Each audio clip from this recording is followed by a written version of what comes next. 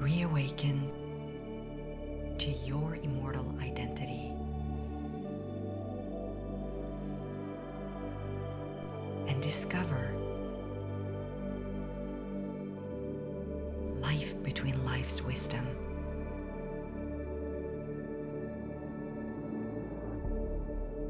Presented by the Michael Newton Institute.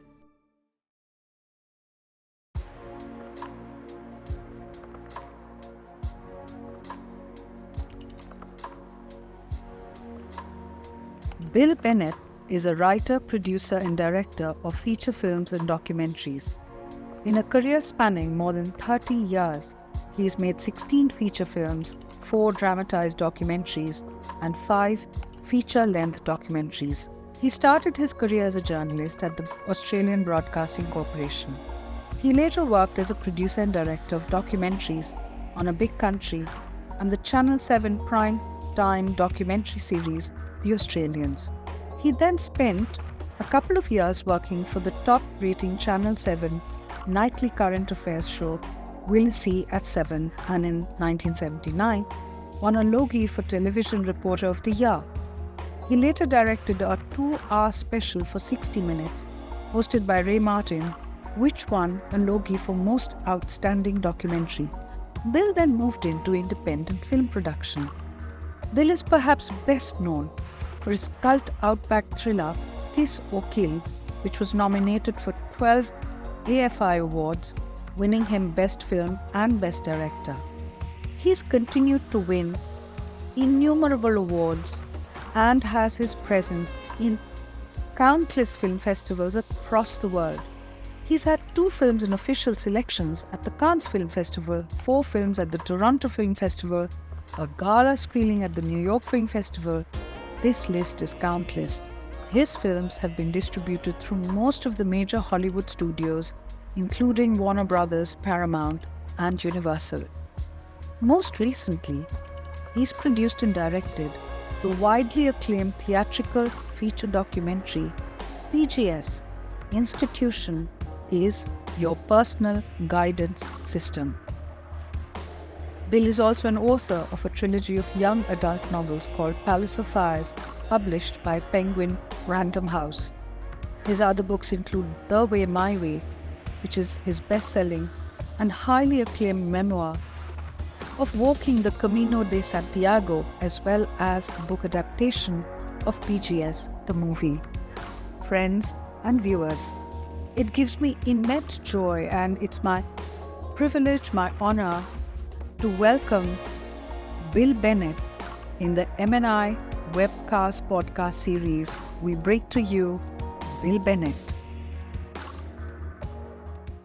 Hi, Bill. A very, very warm welcome to you to our Wisdom podcast series, which I take great joy, and it's such a lovely honor that I have on behalf of Michael Newton Institute. So, a warm welcome to our podcast series. And I first want to say thank you so much for your time. Thank you so much for your wonderful vibrations and energies that you're going to share with us today. There is a very important element which is intrinsic in every being and in every human being, and the word would be fear. So even if I trust, to reach trust, I need a certain degree of letting go of fear. But when I'm acting on that, when I'm making that change, when I'm going through that shift, that transformation, or I'm treading on that path, I am then moving into a realm of moving away from fear into a level of awareness. And then that brings me to one more of your creations, which is the other film that you did create, and that is about facing one's fear. And I would love to ask you, what made you make that film?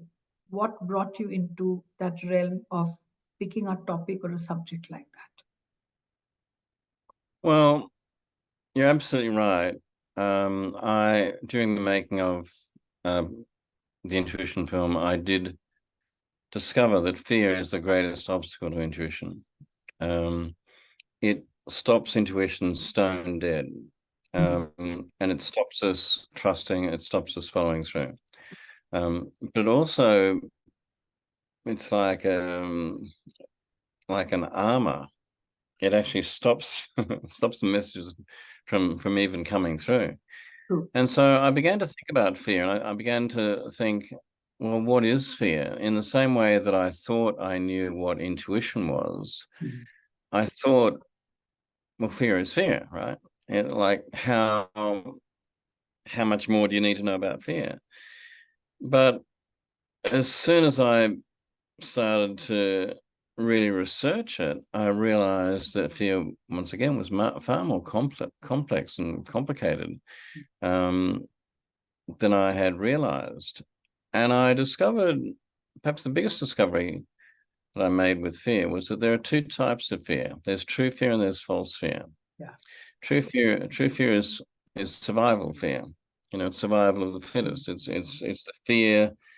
It's the biomechanical apparatus that keeps us safe, keeps the species alive. But most of the fear that we have in our lives is false fear. You know, it's made up fear. It's oh, I'm scared I'm going to lose my job. I'm scared my husband's going to find a young, prettier girl. I'm scared that my dog's going to be hit by a bus. You know, these fears appear to be very real, but in fact they're false fears. But the thing about it is the biology of us, our biology responds to fear. It can't differentiate between a true fear and a false fear. It responds the same way. That's just fear. You know, so our biology has been structured for us to fight or flight. You know, we're going to run away from the saber-toothed tiger, or we're going to stand with our club and build it over the head. But the problem is that biology, you know, the hormones that kick in, the way the blood system works throughout your body, the disbursement of blood and so forth, like that, to the extremities, so that you can fight, so that you can move fast, so that your muscles are activated to get away. All of these things. That happens with false fear as well. You know, so if you get a rush of fear because your boss looked at you the wrong way and you think, oh my God, he's going to fire me. You know, that your biology responds to that in the same way that it responds to, you know, if a gunman came in the front door and brandished a gun at you. And this is incredibly destructive. This is what causes disease. This is what causes death. You know, it is the bane of our modern existence. So when we talk about fear, even from a realm of therapy, as you said rightly, the body doesn't know, is it truly your fear, or is it an implant, an entanglement, or an imprint, which could come from your, older generations, coming in from parents, coming in from the environment that you grew in. Was it a religious fear? Was it a social-cultural implant, a geopolitical one? And interestingly, as you know, I live in Dubai, and I'm very blessed because I get to work with people from different communities, different parts of the world, because Dubai is such a lovely potpourri of people from all over the globe. And one thing I've observed is that the moment we go into the realm of fear, as you said rightly, there's the existential or the survival fear that one is functioning from. But even that could be an implant, because it could be mom and dad's fear. And while you were in your mother's womb, you could have absorbed that. And then you come along into your world with that fear, thinking it's your own. And I think one of the beauty of the work we do is when we help somebody disentangle from those fears which they, for probably better part of their life, believed it was theirs. And then that moment when the light bulb goes off and you realize it is not my fear and I don't need to function from it, you move away from so many limitations that fear creates. So, That's true. when you said facing the fear, it's a fact. The moment fear comes out from the shadow and is in front of you, it's already Mm, lost power. Half the power mm, goes away the moment it comes in front because you've disassociated by bringing it in front of you. mm. And those sessions are, they're just so beautiful. They're just so beautiful because, and doesn't matter how many you do, but every time when you see an individual walk away from a session where they've disentangled or disassociated from a fear or let go of a fear or release that fear, release themselves from that fear, oh, those are just so beautiful. They just fill your heart. They really do. So I would love to know that when you were making Facing the Fear, did you feel at any time that there was in that, because we say there's no coincidence, right? Now we know that. So while you were making that film, did you find yourself also disengaging from probably any of your own known or subtly held fears? Well, it was really interesting because as soon as I decided that I was going to make a film on fear, I was diagnosed with Parkinson's disease. And it was as though the universe was saying to me, all right, Bill, if you're going to make a film on fear, let's show you real fear, mate. Let's do this authentically. Let's show you real fear. And I got this diagnosis and I was slammed with real fear. Suddenly my life was not going to be the way I thought it was going to be. That was 5.5 years ago. I was diagnosed.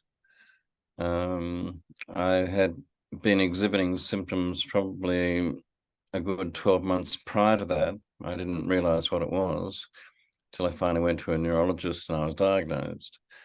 But it was interesting, so here I am making this film and suddenly it becomes very personal, and I started to think, well, if I embrace fear, it's only going to make my condition worse. It can't help me. It's only going to exacerbate things. And then I started to wonder, well, maybe if I can get on top of my fear, maybe I can get on top of my disease. And so then suddenly the film had purpose, it had direction. I thought, well, I'm going to use this film to see if I can mitigate my fear, to see if I can release fear from me. But then an interesting thing happened. I got partway through the filming and then COVID hit. And suddenly the whole world was thrust into fear, a fear like a mass fear like we've not experienced, certainly in my lifetime. And the film then took another course. It started off personal, but then I started to look at fear from a global perspective, from a cultural and sociological perspective. And it was fantastic because the personal gave me an entry point into the film. But then when COVID hit, I was able to examine fear in a much broader context. So and it stopped production for about 18 months because we couldn't travel, and in Australia we were pretty much shut down. Yeah.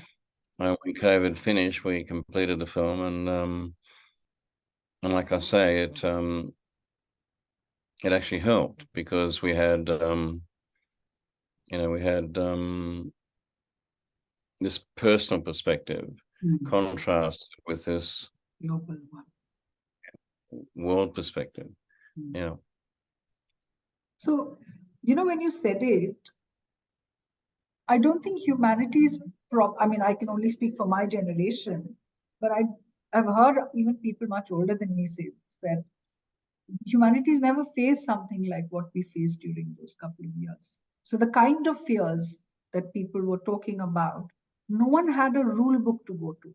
No one could say, okay, if this happens, this is what you do. So we were all looking at grappling. And I think in your case, what I was picking up is it starts at a micro level of him, and then it moves into a macro level of the world.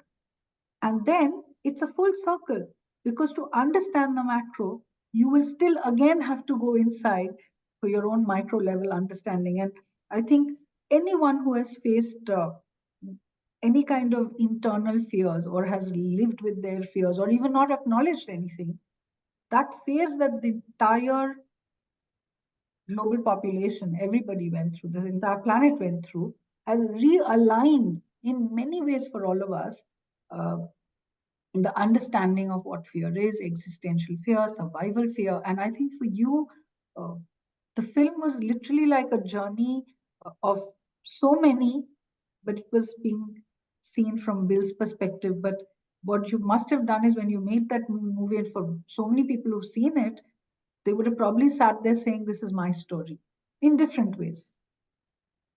Have you? Look, I hope so. Yeah. Sorry, please. Look, I hope so, because this film, the fear film, the one on intuition, are exercises in curiosity for me. I don't I call them my journey films, in that they're part of my journey through life to try and understand things which I don't really understand. But I hope that I'm just an everyman. Somebody can look at facing fear and they can go, well, I've got cancer, or I've got, my father has Alzheimer's, or something, so that they can transplant their particular story into my story. Yeah. And it has relevance. And so that's the purpose of these films, is for people to put themselves in my shoes, and learn in the same way that I learned. So I have another, question that I would love to explore with you, is for your relationship with your body. I can understand that at a mental, psychological, emotional level, you understood fear, or you've explored it. How has your body responded to it? Because you entered it, and Parkinson's comes along, and your body's, as you said, the universe said, "Oh, really? You're making a movie on fear? Come, let me give you something to actually deal with." So your body played a very, very big role. It was like, this is like a multi-star. You got two heroes, your body and your heart and mind clubbed together. I want to know that while you explored all this, and then COVID happened, you explored it differently, and then you finally completed the film, how has your body dealt? Okay, that's a question I've not been asked before. And I would need to think about that. I'm 6 years into a incurable brain disease, and I think I'm doing pretty well. And and one of the reasons is that I don't dwell on it. I acknowledge that I have certain physical limitations, things that I can't do now that I used to be able to do, but I find workarounds for them. And I'm not on any Parkinson's Facebook groups. I don't go to any Parkinson's meetings or anything like that. I've got work to do. I'm getting on with it. And I think that my body is responding to that in a very healthy way. I think that if I dwelt on it, and I lived it each day, oh, I've got a disease. I'll tell you something. There's a very, very, very, very interesting thing. I didn't tell anybody about this for 4 years. Like, for the first 2 years, I didn't even tell my family. My wife knew, and that's all. And then I didn't tell anybody else. But then when the film came out, and I state in the film, as you've seen, that I was diagnosed diagnosed with Parkinson's disease, I knew that it would become public. And so I had to deal with that. Anyway, so big paper here in Australia, Sydney Morning Herald's linked to the Melbourne Age and so forth. It's a big, kind of like New York Times sort of thing. They did a big feature article on me. And the fact that I got Parkinson's and linking in with film and so forth. And so then it was very public. Anyway, that weekend I had to go to a party, a birthday party of a relative, and it was full of people that I knew, and I really didn't want to go because I knew that most of them, pretty much all of them, would have read the story or been made aware of it, and I didn't want to have to deal with that. Anyway, so it wasn't a party though. I mean, I just couldn't miss this party. It would have been really, really rude for me to miss this birthday party.